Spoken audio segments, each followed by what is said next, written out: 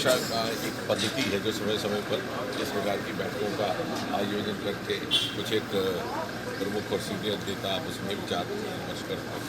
तो क्या जम्मू कश्मीर के हालात पर भी चर्चा हुई, जिस तरह से अटैक हुआ पुंछ में आर्मी पर? सारे हालात पर चर्चा भी होती है और किस प्रकार से संगठनात्मक दृष्टि से हमारा क्या रुख रहेगा उस पर भी विचार होता है।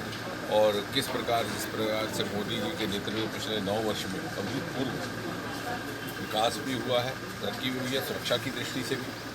जहाँ एक समय था कि हमें विदेश से लाए हुए हथियारों पर निर्भर करना पड़ता था, आज हमारे विदेश हथियारों की आयात के बजाय निर्यात लगभग 6 गुना बढ़ गई। तो इस प्रकार से जो आने वाले समय में हम गत 9 वर्षों में मोदी जी के कार्यकाल की जो उपलब्धियाँ हैं पूरी जनता तक लेकर जाएंगे ताकि लोगों को समझ में आए तुलनात्मक दृष्टि से कि 2014 से पहले क्या था और अब क्या था। आपको स्मरण कीजिए 2014 से पहले कितना निराशावाद का आलम था। सब समझते थे कि इस देश में कोई भविष्य नहीं है, केवल घुटानों का देश है। लेकिन पिछले 9 वर्षों में न केवल युवाओं में उत्साह जागा है, आशावाद जागा है, बल्कि देश विदेश में भी भारतीय मूल के लोगों को इज्जत मान के साथ देखा जा रहा है। रोज़गार के लिए अन्य अन्य विकल्पों को मोदी जी ने लाया। स्टार्टअप के दुनिया में हम तीसरे दर्जे पर आ गए। ग्लोबल इनोवेशन इंडेक्स में हम 41 पैदान ऊपर चले गए, 81 से 40 पर आ गए। और अगर आप जैसे मोदी जी ने आरंभ में कहा था कि मेरी सरकार समाज के उन वर्गों को समर्पित रहेगी जिनकी पहले शायद पर्याप्त चिंता नहीं की गई, तो आप देखिए आज देश में औसतन 11,000 मकान प्रतिदिन बन रहे हैं प्रधानमंत्री आवास योजना के तहत। और हमारी प्रधानमंत्री ग्रामीण सड़क योजना केवल 3.5 लाख किलोमीटर तक सड़कें निर्माणित हुई थी 2014 से पहले। तो पिछले गत 9 वर्षों में उतनी बढ़ करके 7 लाख किलोमीटर तक हो गई। तो मुझे लगता है कि मोदी जी ने समाज के उन वर्गों की चिंता की है जो पहले सरकारों की प्राथमिकता से छूट गई।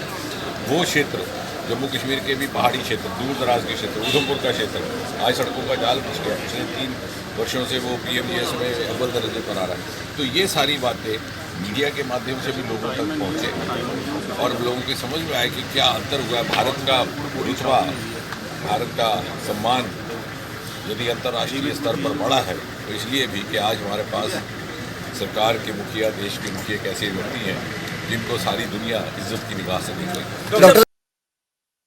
हमारी समीक्षा का एक पद्धति है जो समय समय पर इस प्रकार की बैठकों का आयोजन करके कुछ एक प्रमुख और सीनियर नेता आप उसमें विचार विमर्श करते हैं।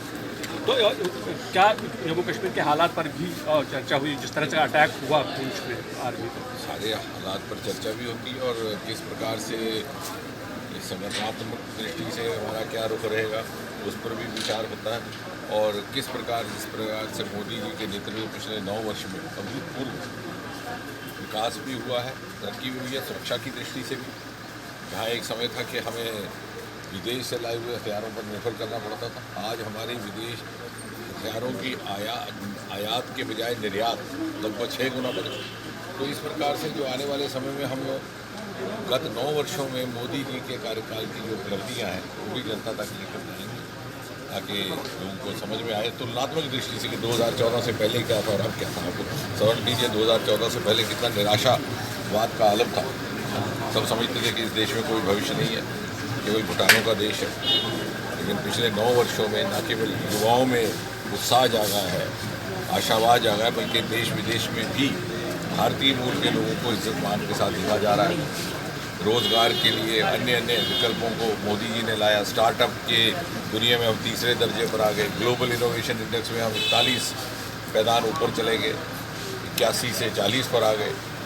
और अगर आप जैसे मोदी जी ने आरंभ में कहा था कि मेरी सरकार समाज के उन वर्गों को समर्पित रहेगी जिनकी पहले शायद पर्याप्त चिंता नहीं की गई, तो आप देखिए आज देश में औसतन 11,000 मकान प्रतिदिन बन रहे हैं प्रधानमंत्री आवास योजना के तहत। और हमारी प्रधानमंत्री ग्रामीण सड़क योजना केवल 3.5 लाख किलोमीटर तक सड़कें निर्माणित हुई थी 2014 से पहले। तो पिछले गत 9 वर्षों में उतनी बढ़ करके 7 लाख किलोमीटर तक हो गई। तो मुझे लगता है कि मोदी जी ने समाज के उन वर्गों की चिंता की है जो पहले सरकारों की प्राथमिकता से छूट गई। वो क्षेत्र जम्मू कश्मीर के भी पहाड़ी क्षेत्र, दूर दराज के क्षेत्र, उधमपुर का क्षेत्र आज सड़कों का जाल बिछ गया। पिछले 3 वर्षों से वो PMGS में अव्वल दर्जे पर आ रहा है। तो ये सारी बातें मीडिया के माध्यम से भी लोगों तक पहुँचे और लोगों की समझ में आए कि क्या अंतर हुआ है। भारत का रुतबा, भारत का सम्मान यदि अंतर्राष्ट्रीय स्तर पर बढ़ा है तो इसलिए भी कि आज हमारे पास सरकार के मुखिया, देश के मुखिया एक ऐसे व्यक्ति हैं जिनको सारी दुनिया इज्जत की निगाह से देख रही है।